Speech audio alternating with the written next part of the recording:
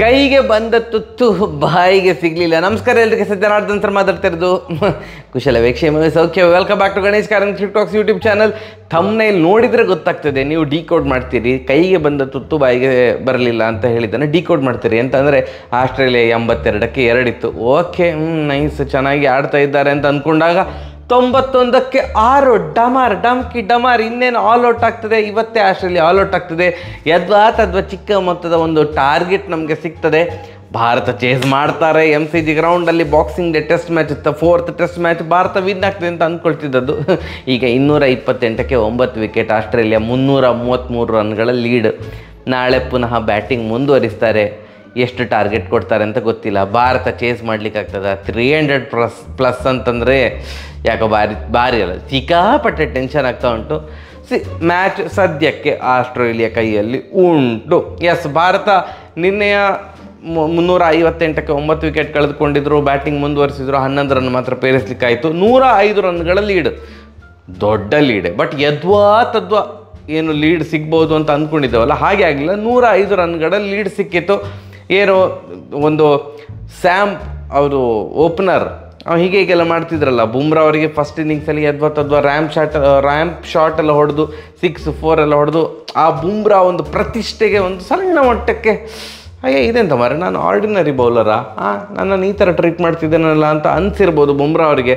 ಅದಕ್ಕೆ ತಕ್ಕಂತಹ ಉತ್ತರ ಕೊಡಬೇಕಿತ್ತು. ಹಾಗೆ ಕ್ರೌಡನ್ನೆಲ್ಲ ಹೀಗೆಲ್ಲ ಮಾಡ್ತಿದ್ರೆ ಕಮಾನ್ ಹೀಗೆಲ್ಲ ಮಾಡ್ತಿದ್ರು ಡೆಬ್ಯೂ ಮ್ಯಾಚಲ್ಲಿ. ಅಂದರೆ okay, confidence is good, but ಯಾಕೋ ಸ್ವಲ್ಪ ಜಾಸ್ತಿ ಆಗ್ತಾ ಉಂಟಲ್ಲಣ್ಣ ಅಂತ ಅನಿಸಿದಂತ ಹೌದು. ಅದಕ್ಕೆ ಕರೆಕ್ಟಾಗಿ ಆಸ್ಟ್ರೇಲಿಯಾ ಮೀಡಿಯಾ ಅವರ ಒಂದು ಪೇಪರಲ್ಲೆಲ್ಲ ಏನು ಪ್ರಕಟಣೆ ಮಾಡಿದರು ಅಂತಂದರೆ, ಇವರು ಕೊಹ್ಲೀಸ್ ಫಾದರ್ ಈಸ್ ಹಿಯರ್ ಹಾಗೆ ಹೀಗೆ ಅಂತ ಸ್ವಲ್ಪ ಜಾಸ್ತಿ ಆಯ್ತಲ್ಲ.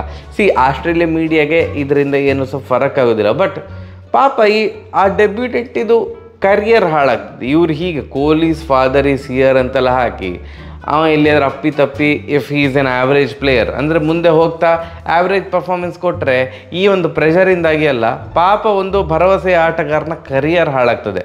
ಅವನ ತಪ್ಪೇನಿಲ್ಲ, ಆಸ್ಟ್ರೇಲಿಯಾ ಮೀಡಿಯಾ ಹಾಗೆ ಮಾಡಿದ್ದು. ಬಟ್ ಬುಮ್ರಾಗೆ ಒಂದು ಸ್ವಲ್ಪ ಸೇಡು ತೀರಿಸ್ಕೊಳ್ಬೇಕಿತ್ತು. ಬುಮ್ರಾ ಅವರು ಅದೊಂದು ಬಾಲ್ ಹಾಕಿದ್ರೆ ಡಮಾರ್ ಇನ್ಸಿಂಗಾಗಿ ಮಿಡ್ಲ್ ವಿಕೆಟ್ ಢಮ್ ಅಂತ ರಟ್ಟಿತ್ತು. ಸ್ಯಾಮ್ ಅಣ್ಣನ ಆಟ ಇವತ್ತು ಏನು ನಡೀಲಿಲ್ಲ. ಸೆಕೆಂಡ್ ಇನ್ನಿಂಗ್ಸಲ್ಲಿ ವಿಕೆಟ್ ತೆಗೆದ ಕೂಡಲೇ ಬುಮ್ರಾ ಅವರು ಓಹೋ ಅಂತೆಲ್ಲ ಮಾಡಿದರು ಅಂತ ರಿವೆಂಜ್ ಟೇಕನ್ ಅಂತ. ಅದಾದಮೇಲೆ ಖವಾಜಾ ಅವರನ್ನು ಇವರು ಬೋಲ್ಡ್ ಮಾಡಿದರು, ಸಿರಾಜ್ ಅಣ್ಣ ಬೋಲ್ಡ್ ಮಾಡಿ, ಎಂಥ ಮಾತಾಡೋದಿಲ್ಲ, ನಾವು ಮಾತಾಡಿದರೆ ಕಾಂಟ್ರವರ್ಸಿ ಆಗ್ತದೆ, ಸೊ ಕಾಂಟ್ರವರ್ಸಿ ಬೇಡ ಅಂತ ಸೈಲೆಂಟ್ ಸೆಲೆಬ್ರೇಷನ್. ಅದಾದಮೇಲೆ ಸ್ಮಿತ್ ಮತ್ತು ಲಬುಶನ್ ಅವರು ಒಂದು ಚೆಂದ ಮಾಡಿ ಪಾರ್ಟ್ನರ್ಶಿಪ್ ಹೋಗ್ತಾಯಿತ್ತು. 82ಕ್ಕೆ 2 ಇತ್ತು lead. Okay, 105 plus 82 187 run already lead ಆಗಿತ್ತು 2 ವಿಕೆಟ್ನಷ್ಟಕ್ಕೆ. ಯಾವಾಗ ನಮ್ಮ ಸಿರಾಜ್ ಅಣ್ಣ ಸ್ಮಿತ್ ಅವರನ್ನು ಬೋಲ್ಡ್ ಮಾಡಿದರು, ಆವಾಗ ಸೆಲೆಬ್ರೇಷನ್ ಭಯಂಕರ ಇತ್ತು. ಯಾವಾಗ ಬೋಲ್ಡ್ ಮಾಡಿದ್ರು ಅಲ್ಲಿಂದ ಒಂದು ಪ್ಯಾಸೇಜ್ ಸಿಕ್ಕಿತ್ತು. ಬುಮ್ರಾ ಅವರ ಇನ್ನೊಂದು ಸ್ಪೆಲ್ಲಿಗೆ ಬುಮ್ರಾ ಅವ್ರು ಬಂದರು. ಯಾಕಂತಂದರೆ ಆ ಕಡೆಯಿಂದ ಹೊಸ ಬ್ಯಾಟ್ಸ್ಮನ್ ಬಂದದ್ದು ತಲೆನೋವು ಮಾನವ head, birthday boy Travis head ಅವ್ರನ್ನ ಕೇವಲ 1 ರನ್ನಿಗೆ ಡಮಾರ್ 1 ರನ್ನಿಗೆ ಔಟ್ ಮಾಡಿ ಹಾಕಿದರು ಬುಮ್ರಾ ಅವರು. ಅದಾದಮೇಲೆ ರನ್ನಿನ ತೀವ್ರ ಬರಗಾಲ ಅನುಭವಿಸ್ತಾ ಇರುವಂತಹ ಮಿಶೆಲ್ ಮಾರ್ಷ್ ಅವರು ಮತ್ತೆ ಪುನಃ ಬರಗಾಲದಲ್ಲಿಯೇ ನಾನು ಇರ್ತೇನೆ ಅಂತ ಹೇಳಿದ್ರು ಅಂತ ಕಾಣ್ತಿದೆ. 0 ಡಕ್ ಔಟ್, ಪಂತ್ ಅವರಿಗೆ ಕ್ಯಾಚ್ ಕೊಟ್ಟು ಔಟ್ ಆದರು. ಮತ್ತು ಅಲೆಕ್ಸ್ ಕೇರಿ ಈ ಒಂದು ಸೀರೀಸಲ್ಲಿ ದೊಡ್ಡ ಮೊತ್ತ ಕಲೆ ಹಾಕದಿದ್ರು ಕೂಡ ನನಗೆ ತುಂಬ ಕಾನ್ಫಿಡೆಂಟ್ ಪ್ಲೇಯರ್ ಅಂತ ಅನ್ನಿಸ್ತಾ ಇತ್ತು. ಫಾಲ್ ಶಾಟ್ ಎಲ್ಲ ಅಷ್ಟು ಇರಲಿಲ್ಲ. ಓ ಮೈ ಗಾಡ್, ಅಲೆಕ್ಸ್ ಕೇರಿಗೆ ಹಾಕಿದಂಥ ಬಾಲ್ ಬುಮ್ರಾ ಅವರು ಪಿಚ್ಚಾಗಿ ಒಳಗಡೆ ಬಂದು ಮಿಡ್ಲ್ ವಿಕೆಟ್ ಡಮಾರ್. 91ಕ್ಕೆ 6 ವಿಕೆಟ್ ಹೊಡೆದೋಯ್ತು ಅಂತ ಉಪೇಂದ್ರ ಅವ್ರದ್ದು ಒಂದು ಡೈಲಾಗ್ ಇದೆಯಲ್ಲ, ಹೊಡೆದೋಯ್ತು ಇಷ್ಟೇ. 91ಕ್ಕೆ 6 ಅಂತಿದ್ದಾಗ ಏನು ಖುಷಿಯ ಅಲೆಯಲ್ಲಿ ಭಾರತ ತಂಡ ತೇಲ್ತಾ ಇತ್ತು. ಓಕೆ, ಇನ್ನೊಂದು ಮಿಕ್ಕಿದಂಥ 4 ವಿಕೆಟ್ ಬಡಬಡ ಅಂತ ತೆಗಿಯೋಣ ಅಂತ. ಬಟ್ ಜೈಸ್ವಾಲ್ ಅವರು ಸಿಕ್ಕಾಪಟ್ಟೆ ಬೇಜಾರಾಯ್ತಪ್ಪ ನನಗೆ. ಜೈಸ್ವಾಲ್ ಅವ್ರದ್ದು ಫೀಲ್ಡಿಂಗು ಎಂಥ 3 ಕ್ಯಾಚ್ ಬಿಟ್ಟರು ಮಾರ ಇವತ್ತು. ಒಂದು ಖವಾಜಾ ಅವ್ರದ್ದು, ಒಂದು ಲಬ್ಶೇನ್ ಅವ್ರದ್ದು, ಇನ್ನೊಂದು ಕಮಿನ್ಸ್ ಅವ್ರದ್ದು. ನಾವು ಹೇಗೆ 191ಕ್ಕೆ 6 ಹೋದ್ಮೇಲೆ ಒಂದು ಸುಂದರ್ ಮತ್ತು ನಿತೀಶ್ ರೆಡ್ಡಿ ಅವ್ರದ್ದು ಪಾರ್ಟ್ನರ್ಶಿಪ್ ಅಂತು, ಹಾಗೆ ಇವರು 91ಕ್ಕೆ 6 191ಕ್ಕೆ 6 ಹೋದ್ಮೇಲೆ ಕಮಿನ್ಸ್ ಮತ್ತು ಲಬುಶನ್ ಅವ್ರದ್ದು ಪಾರ್ಟ್ನರ್ಶಿಪ್ ಬೆಳೀತಾನೆ ಹೋಯಿತು. ನಾನು ಹೇಳಿದಾಗೆ 2 ಕ್ಯಾಚ್ ಬೇರೆ ಬಿಟ್ಟರು. ಅಂದರೆ ಲಬುಶನ್ ಅವ್ರದ್ದೊಂದು ಕ್ಯಾಚ್ ಜೈಸ್ವಾಲ್ ಅವ್ರು ಬಿಟ್ಟರು, ಕಮಿನ್ಸ್ ಅವ್ರದ್ದು ಕ್ಯಾಚ್ ಜೈಸ್ವಾಲ್ ಅವ್ರು ಬಿಟ್ಟರು. ಹಾಗೆ ಸ್ಟಾರ್ಟಿಂಗಲ್ಲಿ ಖವಾಜಾ ಅವ್ರದ್ದು ಕ್ಯಾಚನ್ನು ಸಹ ಬಿಟ್ಟಿದ್ರು. ಸಿಕ್ಕಾಪಟ್ಟೆ ನಂಗೆ ತುಂಬ ಬೇಜಾರಾಯ್ತು. ಎಂತ ಮಾರ್ರೆ, ರನ್ಔಟ್ ಬೇರೆ ಆಗಿದ್ದಿದ್ರು ಫಸ್ಟ್ ಇನ್ನಿಂಗ್ಸಲ್ಲಿ. 82 ರನ್ ಹೊಡೆದ್ಯಾರು ಇಲ್ಲ ಅಂತಲ್ಲ, ಬಟ್ ಅನಗತ್ಯ ರನ್ಔಟ್ ಬೇರೆ ಆದರು. ಸೊ ಓವರ್ ಆಲ್ ಈ ಥರದ ಪರ್ಫಾರ್ಮೆನ್ಸ್ ಬಂದಾಗ ಒಂದು ಟೀಮ್ ಇದು ಸ್ಪಿರಿಟ್ ಡೌನ್ ಆಗ್ತದೆ, ಇನ್ನೊಂದು ಪರ್ಸ್ನಲಿ ಅವ್ರಿಗೆ ಅದು ತಲೆಯಲ್ಲಿ ಕೊರಿತಾ ಇರ್ತದೆ. ಅವರು ಅದನ್ನು ಬ್ಯಾಟಿಂಗಲ್ಲಿ ತೋರಿಸಿದ್ರು ಸೂಪರ್, ಇಲ್ಲ ಸೆಕೆಂಡ್ ಇನ್ನಿಂಗ್ಸಲ್ಲಿ ನಾನೇ ರೆಸ್ಪಾನ್ಸಿಬಿಲಿಟಿ ತೊಗೊಂಡು ವಿನ್ ಮಾಡಿಸ್ತೇನೆ ಅಂತ. ಬಟ್ ತಲೆಗೆ ಹಾಕ್ಕೊಂಡು ಅಂಡರ್ ಕಾನ್ಫಿಡೆಂಟ್ ಆದರೆ ಸೆಕೆಂಡ್ ಇನ್ನಿಂಗ್ಸಲ್ಲಿ ಡ್ಯಾಮರ್ ಆಗಿ ಹೋಗ್ತಾರೆ. ಹಾಗೆ ಆಗದಿರಲಿ ಅನ್ನೋದು ನನ್ನ ಆಶಯ. ಯಂಗ್ಸ್ಟರ್ ನಿನ್ನೆ ಬರ್ಡೇ ಇತ್ತು, ಬಟ್ ಬರ್ಡೇದು ಸ್ವಲ್ಪ ಯಾಕೋ ಇವತ್ತು ಸಹ ಬರ್ಡೇ ಮೂಡಲ್ಲೇ ಇದ್ರು ಅಂತ ಕಾಣ್ತದೆ. ಇವತ್ತು ಸಹ ಜೈಸ್ವಾಲ್ ಅವರು ವೆರಿ ಬ್ಯಾಡ್ ಫೀಲ್ಡಿಂಗು. ಸೊ ಈ ಒಂದು ಮಿಸ್ ಡ್ರಾಪ್ಡ್ ಕ್ಯಾಚ್ಗಳನ್ನು ಲಾಭವಾಗಿ ಪಡೆದುಕೊಂಡಂತಹ ಆಸ್ಟ್ರೇಲಿಯಾ ರನ್ ಗಳಿಸ್ತಾನೆ ಹೋಯಿತು. 70 ರನ್ನಿಗೆ ಲಬುಶೇನ್ ಅವರು ಔಟ್ ಆದರು.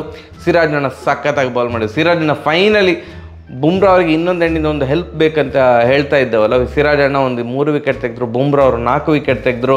ಅದಾದಮೇಲೆ ಸಿರಾಜ್ ಅಣ್ಣ ಲಯನ್ ಅವರದು ರಿಟರ್ನ್ ಕ್ಯಾಚ್ ಎಕ್ಸ್ಪೆಕ್ಟ್ ಮಾಡಿರಲಿಲ್ಲ, ಸಿರಾಜ್ ಅಣ್ಣ ಪಟ್ಟಕ್ ಅಂತ ಬರ್ತದೆ ಅಂತ. ಇದು ಏನು ಲಯನ್ ಹೊಡೆದ ಬಾಲು ಅಂದರೆ ರಿಟರ್ನ್ ಕ್ಯಾಚ್, ಕಾಟನ್ ಬಾಲ್ ಅಂತ ಹೇಳ್ತಾರಲ್ಲ, ಅದು ಆಗಲಿಲ್ಲ. ಅಲ್ಲಿ ಅವರು ಡ್ರಾಪ್ ಮಾಡಿದರು. ಕೊನೆಗೆ ಲಾಸ್ಟ್ ಓವರ್, ದಿನದ ಕೊನೆಯ ಓವರ್ ನಡೀತಾ ಇತ್ತು. ಬುಮ್ರಾ ಅವರಿಗೆ 5 ವಿಕೆಟ್ ಸಿಗ್ತಾ ಇತ್ತು. ರಾಹುಲ್ ಅವರು ಹೇಗೋ ಕಷ್ಟಪಟ್ಟು ಕೈಯಿಂದ ಜಾರಿ ಇನ್ನೇನು ಬೀಳ್ತದೆ ಹೇಳುವಾಗ ಎರಡು ಕಾಲುಗಳ ನಡುವೆ ಬಾಲನ್ನು ಸಿಕ್ಕಿಸ್ಕೊಂಡು ಕ್ಯಾಚ್ ಹಿಡಿದಿದ್ರು. ನೋ ಬಾಲ್ ಆಯಿತು. ಸೊ 5 ವಿಕೆಟ್ ಮಿಸ್ ಆಯಿತು ಸಿಗೋದು ಬುಮ್ರಾ ಅವರಿಗೆ. ಆ್ಯಂಡ್ ಮೋರ್ ದೆನ್ ಎನಿಥಿಂಗ್ ಇನ್ನೂ ಸ್ವಲ್ಪ ಆಸ್ಟ್ರೇಲಿಯಾ ಆಲ್ ಔಟ್ ಆಗಲಿಲ್ಲ. 228 ರನ್ನು, 9 ವಿಕೆಟ್. ಲಬುಶೇನ್ ಅವರು 70 ರನ್ ಹೊಡೆದು ಔಟ್ ಆದರು. ಈ ಪ್ಯಾಟ್ ಕಮಿನ್ಸ್ ಫಸ್ಟ್ ಇನ್ನಿಂಗ್ಸಲ್ಲಿ 49 ರನ್ನು, ಸೆಕೆಂಡ್ ಇನ್ನಿಂಗ್ಸಲ್ಲಿ 41 ರನ್ನು. ಒಂದು ಹಿಂಸೆ.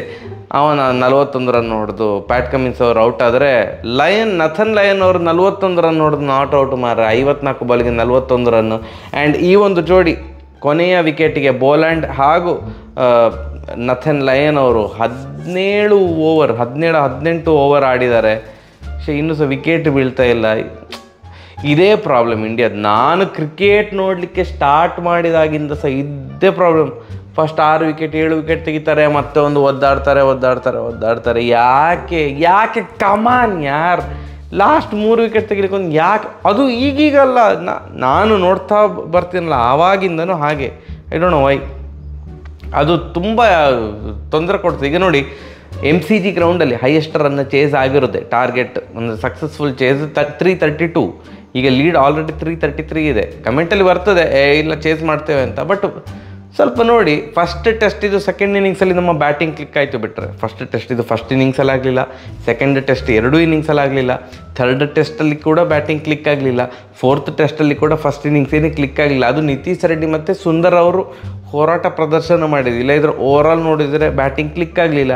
ಈಗ ಆಲ್ ಆಫ್ ಅ ಸಡನ್ ಈಗ ಚೇಸಿಂಗ್ 330+, ಈಗ 333 ಉಂಟು. ನಾಳೆ ಎಷ್ಟು ರನ್ ಹೊಡಿತಾರೆ ಅಂತ ಗೊತ್ತಿಲ್ಲ. ಇಷ್ಟು ದಿನ ಕ್ಲಿಕ್ ಆಗದಿದ್ದ ಬ್ಯಾಟಿಂಗಿಗೆ ಕ್ಲಿಕ್ ಆಗಬೇಕಂತಂದರೆ ಸೀನಿಯರ್ ಮೋಸ್ಟ್ ಪ್ಲೇಯರ್ಸ್ ಇಬ್ಬರಿದ್ದಾರಲ್ಲ, ಅವರು ಪ್ರದರ್ಶನ ಕೊಡಲೇಬೇಕು. ಶತಾಯಗತ ಇಲ್ಲ, ವಿಲ್ ಟೇಕ್ ರೆಸ್ಪಾನ್ಸಿಬಿಲಿಟಿ ಅಂತ ಹೇಳಿಕೊಂಡು ದೊಡ್ಡ ಕಾಂಟ್ರಿಬ್ಯೂಷನ್ ಅವರ ಕಡೆಯಿಂದ ಬರಬೇಕು. ಆ್ಯಂಡ್ ನನಗೆ ಪರ್ಸ್ನಲಿ ಏನಂತಂದರೆ ಜಯಸ್ವಾಲ್ ಒಂದು ಕಡೆಯಿಂದ ನಿಲ್ಲಬೇಕು.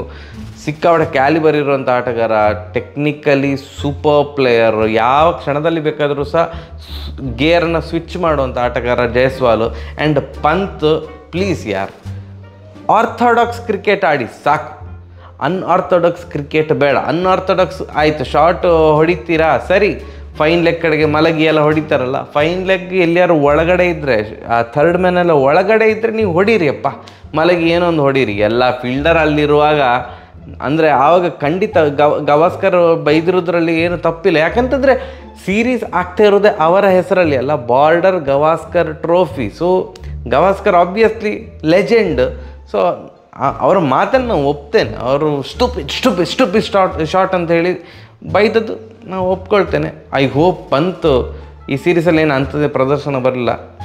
ನಾಳೆ ಮಾಡು ಇಲ್ಲವೇ ಮಾಡಿ, ನಿಮಗೆ ಸೀರೀಸ್ ವಿನ್ ಆಗಬೇಕಂತಂದರೆ ನಾಳೆ ಭಾರತ ಚೇಸ್ ಮಾಡಲೇಬೇಕು. ಚೇಸ್ ಮಾಡಲಿ ಅಂತ ಆಶಿಸ್ತೇವೆ. ಬಟ್ ಸ್ಟಿಲ್ ಯಾರು ಕೈಗೆ ಬಂದ ತುತ್ತು 91ಕ್ಕೆ 6 ಇದ್ದದ್ದು 100ಕ್ಕೆ ಆಲ್ ಔಟ್ ಆಗಿದ್ದಿದ್ರೆ ಜಯಸ್ವಾಲ್ ಅಣ್ಣ ಯಾಕಣ್ಣ ಕ್ಯಾಚ್ ಬಿಟ್ಟು ಕ್ಯಾಚುಗಳನ್ನು ಬಿಟ್ಟು, ಕ್ಯಾಚ್ ಅಲ್ಲ ಕ್ಯಾಚುಗಳು.